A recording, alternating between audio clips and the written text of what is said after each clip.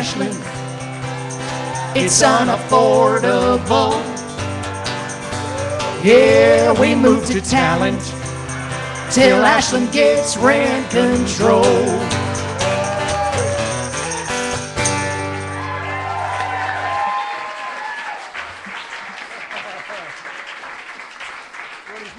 I'm just tuning really quick. Yes, go ahead. Well, hi, I'm David Koch. And I'm Lisa Koch, and we would like to take you down Ashland Memory Lane. Yes, back to the very beginning of our fair town in the 1850s. And I don't think anybody here remembers quite back that far, Dave. Oh, no, take a look in the audience. You can see something. You know, there are a lot of people who have lived here for quite a few years, so maybe we'll just start out with the top 10 ways that you know that you've lived in Ashland too long. All right? Number 10. You remember all the previous names and acronyms of the college. Number 9, people in Shakespearean garb seem perfectly normal to you now. Number 8, you remember every Ashland flood and what you were wearing. Number 7, you never ever want to move to the big city, Medford. Number 6, 3 gates and boarding your plane on the tarmac no longer seems weird. Number 5, Winco is an exotic destination.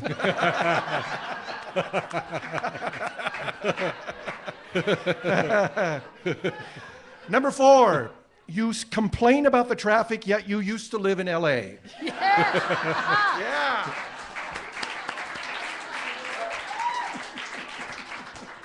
Number 3, you still have a sock decal on your 79 Gremlin.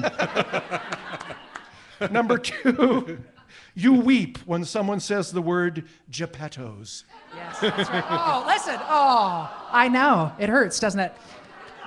And the number 1 way you know that you have lived in Ashland too long, you remember when David Zaslow was clean cut. Whoa!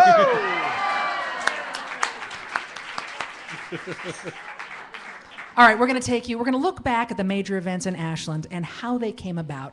So it's time, Tom, for Great Moments in Ashland City Council History, 1854. Oy vey, oy vey!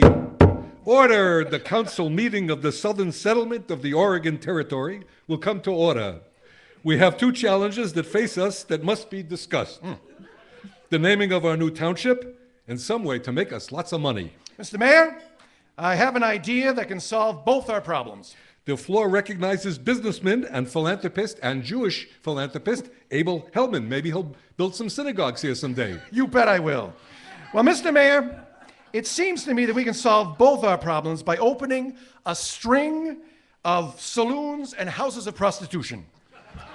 Miners, lumberjacks, trappers, and railroad workers will flock to our little settlement. That's stupendous. Super idea. Tell us more.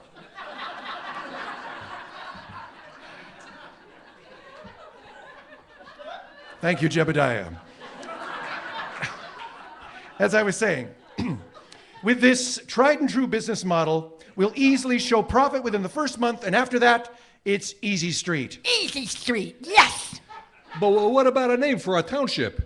Yes, a name for our little city. I have the perfect name. One that describes and at the same time advertises our fair town, Assland. Get it? Because of all the houses of ill repute. Did you say Hashland? No, that won't be legal for another 150 years. You know, I think I like the first one better. Ashland. No, Assland. Ashland. Assland. Ashland. Whatever. Hey, excellent idea. Let's take a vote. All those in favor of naming our new township Ashland, say oi. I mean aye. Aye. All those opposed? And the motion passes. Welcome to Ashland. Great moments in city council history. Ashland became Ashland Mills. Southern Oregon Normal School was the local college, and residents hung out in a big beehive-shaped dome. Chautauqua, yeah, yeah, yeah. Chautauqua, yeah, yeah, yeah. With a dome like that, you know you'll draw a crowd.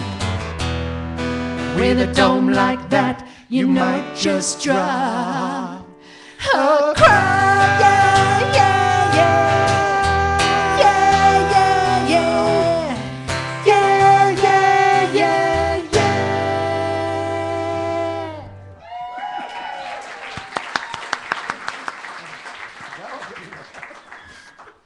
In the 30s, an enthusiastic young teacher from the college pitched the city the best idea ever.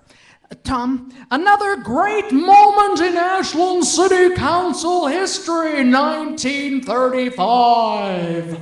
Oy vey, oy vey. Order, order. The council meeting will come to order. Today we have a guest from the college, Professor Angus Angus Bomer. He's here to talk about a proposal for what again, Mr. Beef? Mr. Bomer? Mr. Boner? Just Angus. Just Angus will be fine. Beef. A Shakespearean festival during the summer will perform 4 of the Bard's most enduring and endearing theatrical productions. Just picture it. A Midsummer Night's Dream, Twelfth Night, The Merchant of Venice, The Merry Wives of Windsor. Never heard of him.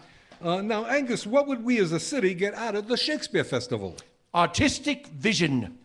And a theatrical tradition that goes back over 300 years, celebrating the greatest writer in the English language. Nah.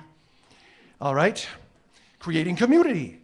Coming together of Ashland citizens to make the sets, the stage, work behind the scenes, and become a company of merry thespians. You know, my sister's a thespian. A lot of thespians here too tonight. Raise your hand if you're a thespian. I don't think so, Angus, but thanks for stopping by. Wait. One last thing. There's always the potential of a huge tourist industry.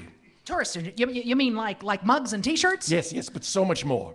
Restaurants named after Shakespearean characters, motels decorated in Elizabethan motif. I like where you're going, Angus. We could turn this little lumber town into a destination hotspot. And charge exorbitant fees.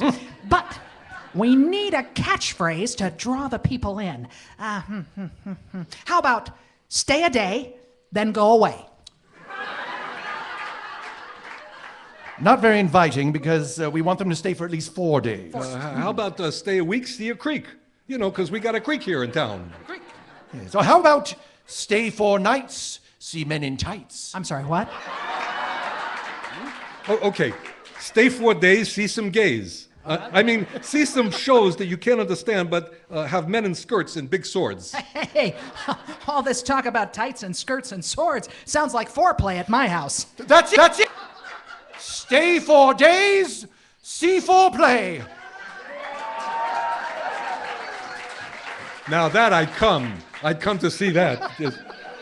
Meeting adjourned. Ashland City Council history. The Oregon Shakespearean Festival thrived and became a huge tourist industry. In the 60s, the air was filled with smudge pots and wigwam burners, and Interstate 5 was built. Siskiyou, a mountain pass I know. Siskiyou, shut down and packed with snow. When I put on chains, I call your name and hope you open soon. Take a Siskiyou right over Siskiyou.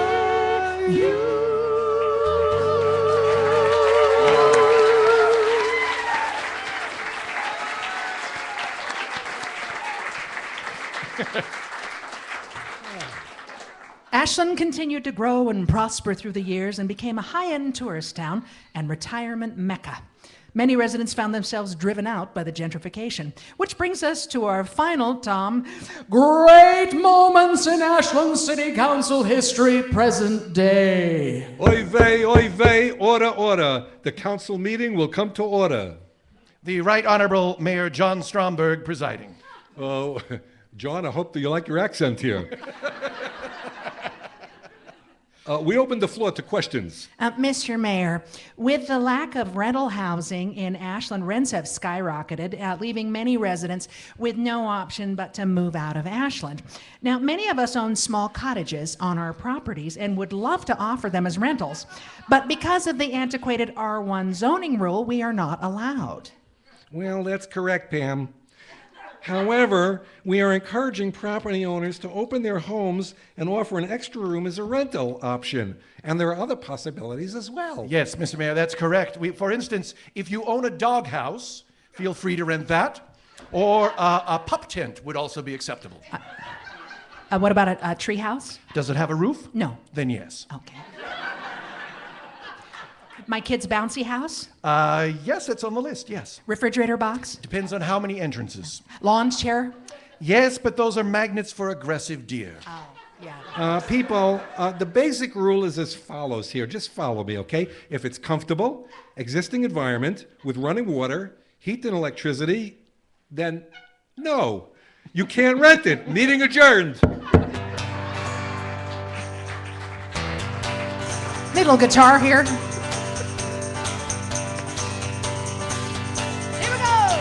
We got a crazy little plaza. Lithia's the park we dig. We've been living in Ashland, for Ashland's getting big right here in Ashland. It's unaffordable. Yeah, we moved to talent till Ashland gets rent control.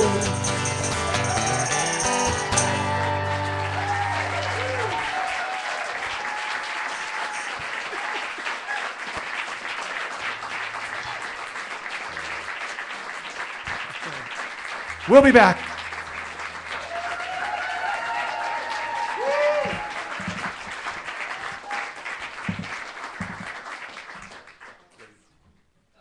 Thank you, David and Lisa. And they will be back to finish our set with us. You know what? I need my glasses. David, could you have my glasses? Sure.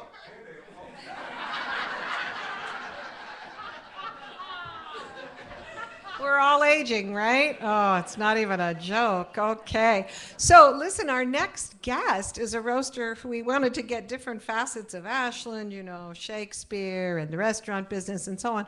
So we wanted to get the Ashland School District. So our next guest is a teacher from the Ashland School District. I don't know about you, but I've been around here a long time. And when our kids were growing up here in the Ashland schools, there were 5 elementary schools. Well, now there's 3, right? Because the population is aging so much. So I heard that the Ashland School District just passed a resolution that when the next elementary school folds, they will convert it immediately into a nursing home. Nothing in between, right? Okay, so our next roaster is from the Ashland High School, and hopefully that will last a little bit longer than the elementary schools as people age. I don't know. But his name is, oh God, I wish I knew how to pronounce it, but it's Paul, say it again? Huard. Paul Huard. And he teaches history and literature courses at Ashland High School. And he lives by a simple motto. Always predict the worst and you'll be hailed as a prophet. And here he is, Paul Huard.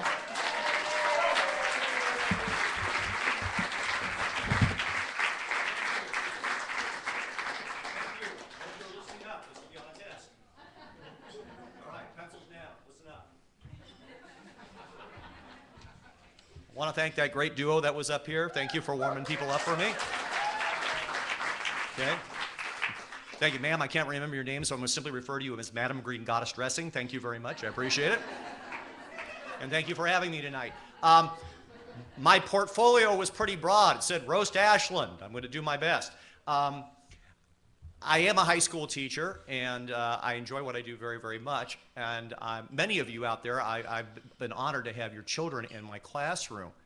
But when I think of Ashland, I think of not just the high school, not the town, not just, you know, it's the variety of people that we have here. I mean, we have artists, intellectuals, tantric lesbian massage enthusiasts, and opinionated jerks like me that have a monthly newspaper column, so you get a little bit of me for 5 minutes. I feel that I have to at least acknowledge some of the people in the room. It was fun sitting at the table with Mayor Stromberg. Mayor, it was good to get to know you better. What's it like being chief executive of a town protected by the Great Wall of Patchouli? I mean, talk about 3 square miles surrounded by reality. I mean, it's a little much. And I got to know Jeff Golden a little bit better, you know, broadcaster, you know, an incredible guy. Here's an individual that has said, I am going to reject the bombast, the emotionalism, the over-the-top stuff that you hear on talk radio. I'm going to be different. Another kind of broadcaster. You know, boring. I mean, Jeff, I'm not saying you have to turn it up to full Limbaugh, but you could goose it up a little bit. Just remember, JPR does not stand for Jefferson Prozac Radio. Just a thought, just a thought. So I'm supposed to talk about the high school, I guess, and you know, about public education. And I have one observation to make, and I hope this is one that will go over well. The most important thing that has happened to me in terms of student performance is not No Child Left Behind. It is not the Race to the Top. It is a Jewish mother. I'm not kidding. I'm not kidding. My son will be a doctor. That has done more than standardized testing to improve grades in my class than anything else. I'm not true. And the students, they are precious little snowflakes, each and every one of them. I love my students. Some students I love walking through the door. Some students I love walking out the door. And I was not always a teacher. I actually had a career in journalism. I was a newsroom reporter for many years before becoming a teacher. And I think about the many things that teachers often do before they go into that profession. Lots of life experience. And you know, we have teachers at the high school that traveled the world, worked in the corporate world, did a variety of things. But I remember one that I asked, what did you do before you became a teacher? What were you? She responded, happy.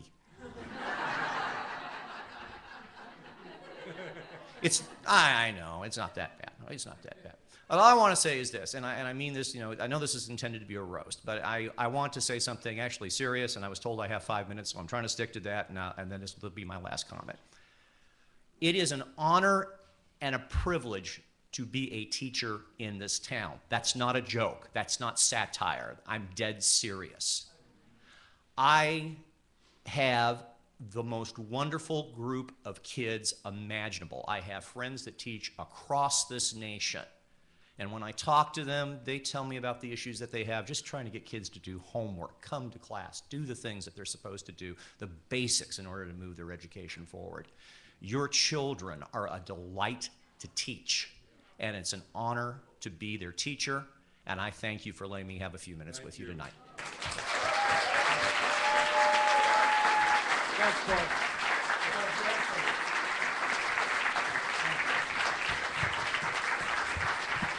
Thank you, Paul. Thank you so much.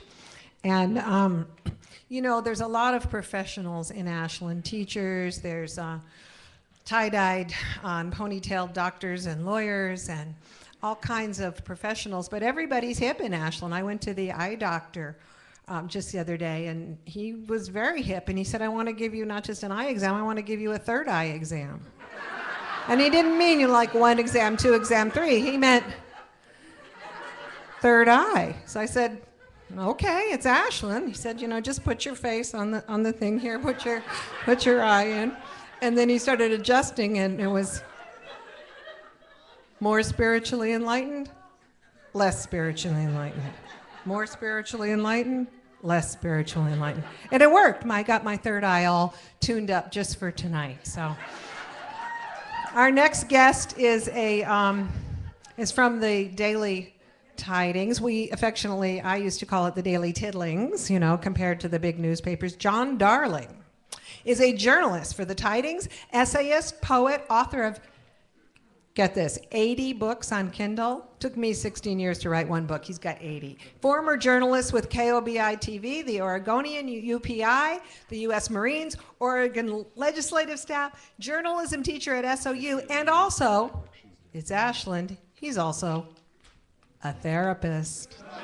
Please welcome John Darling.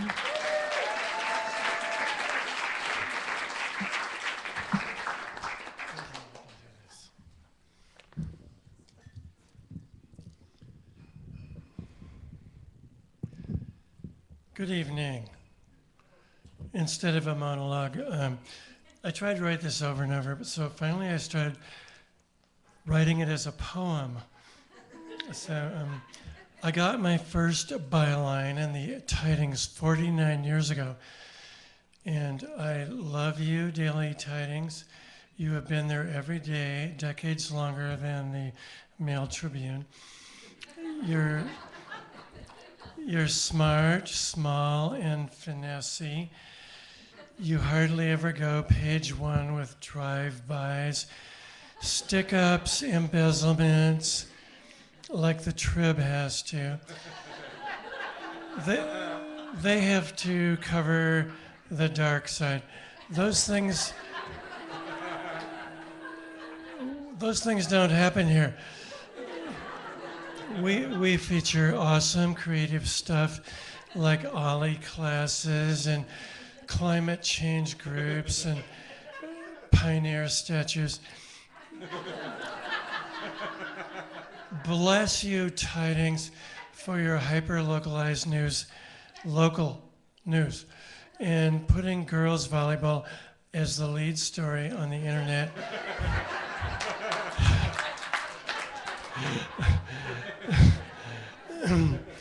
I mean, like it was, news.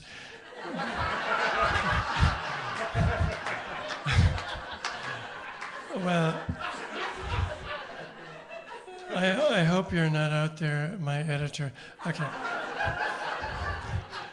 Well, it is news if you're the parents of these girls. But corporate, our latest corporate of many, makes us put more local faces in the paper now.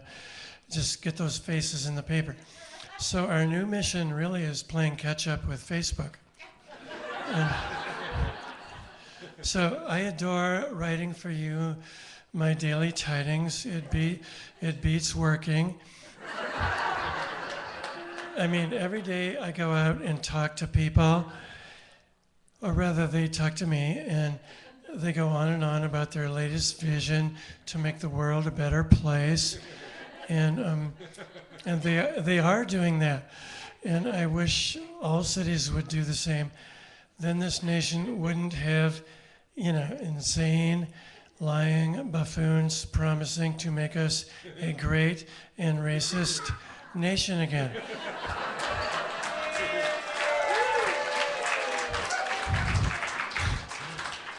Sometimes they put my stories in the Tribune, and people come up to me and say, "Why do you write all that positive stuff in our paper?" We want the real news, where bad things happen to good people.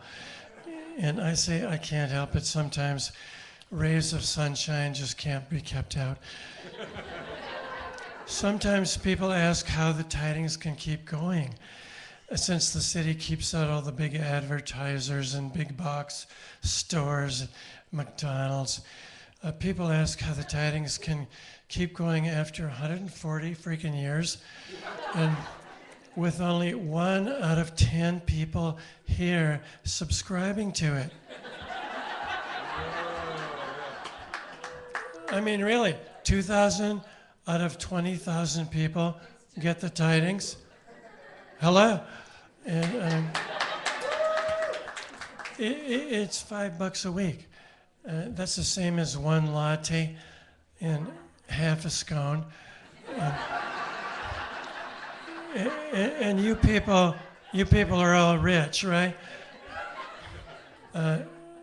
Show of hands, all who are not rich. So how many are going to get on the internet tomorrow and overcome your shame and subscribe? Hands? Okay, we got 2, 3, okay. David, really. Myself, I loved going to the co-op every morning and buying the tidings and taking it to coffee at Growlers or so that's right. I'm a freelance, and they will not give me a subscription. Really? Really, I've asked several times, but they don't answer my emails.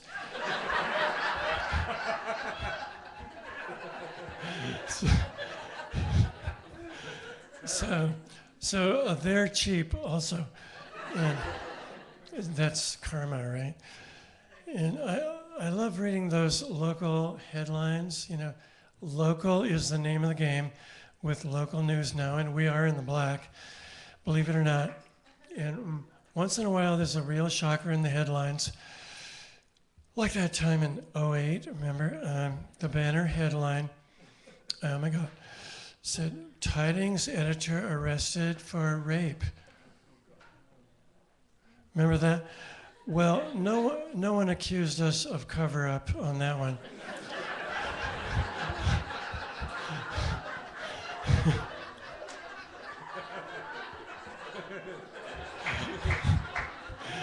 So I think we sold more of that edition than any tidings in history. And nice hiring there, and HR, maybe a few more reference checks. And but Bert was a great hire, you have to admit. Am I right? Yeah. Bert? Is Bert the man? He really made the tidings into a tight, interesting, a flashy little rag. And people come up to me and say, "What's happening? It doesn't suck anymore." So rag is not really a bad term in the newspaper business. Everyone calls it that. So newspapers used to have rag content. You know, you could feel it, real cotton. And they were also called fish wrappers and birdcage liners. So they had a lot of functions around the house in the old days before toilet paper was invented. But now people are getting a lot of news digitally, where you can choose from thousands of blogs, and Facebook's logarithm, as the New York Times just reported, gives you more of what you already choose. So instead of objective news, you get news you like. And that you already agree with. I mean, seriously, that's why this election is so mean and crazy. It's all troll-driven, and disinformation is shoveled at the yowling mob. People who I know, and I used to think were intelligent, you know. But on Facebook, I just put myself out there and challenge friends. Hey, what is your source on this? Like, is it in the real newspapers? Like the tidings? No? Oh, those are corporate-driven media. And they're the ones who are doing the brainwashing, not our blogs. But I get a special swelling of pride when I drive by the tidings building. Well, I used to. It's an art gallery now. Hey, we don't need no stinking building. So what happens is I get a swelling of pride when I see Bert's briefcase. And that's the tidings building now. It's all in his laptop. I mean, what would the founders of the tidings in 1876 think? That a whole newspaper office could go in this flat silver box. The tidings staff for decades sat there, type letter by letter from the printer's tray. I'm sure most of you don't know what that is, but I learned that in high school. T-H-E space, that you said it letter by letter. They prepared me for a world that wouldn't exist 20 years later. So the creators of the old tidings came here on wagon trains, and they'd say that what we do is witchcraft. Yeah.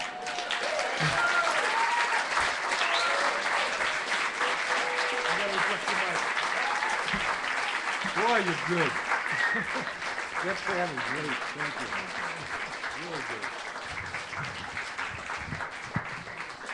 Thank you, John Darling, the Daily Tidings. Before our last presenter and then David and Lisa again, I wanted to tell you another little Ashland story, a true story. You know,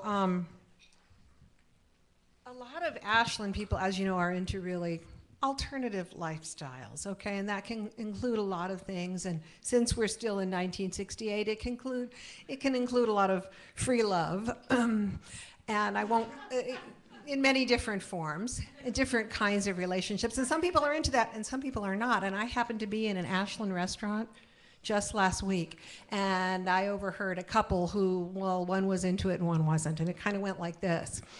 I was sitting in, I won't name what Ashland restaurant, but there was a couple next to me, and they were kind of well-dressed and out for an evening, and they were having a lovely time and talking and chatting, and I wasn't paying too much attention to them. But then suddenly the door opened, and in walked a young, beautiful, buxom blonde, and she walked over to the man of the couple, said hello, and then kissed him passionately on the lips, and then walked away. And the wife said, "Who was that?" And her husband said, "That was my conscious Tantra love partner." And she said, "You have a conscious Tantra love partner?" And he said, "Yes, I do. Get with it." And she said, "No, I'm not getting with it. I want a divorce. I don't want a conscious Tantra love partner. I want a divorce." And he said, "Fine. You can have a divorce if you want. But if you have a divorce, you can't have the lifetime all-season pass at the Wellsprings. You can't have the premium gold membership at the Ashland Film Festival. You can't have the charge account on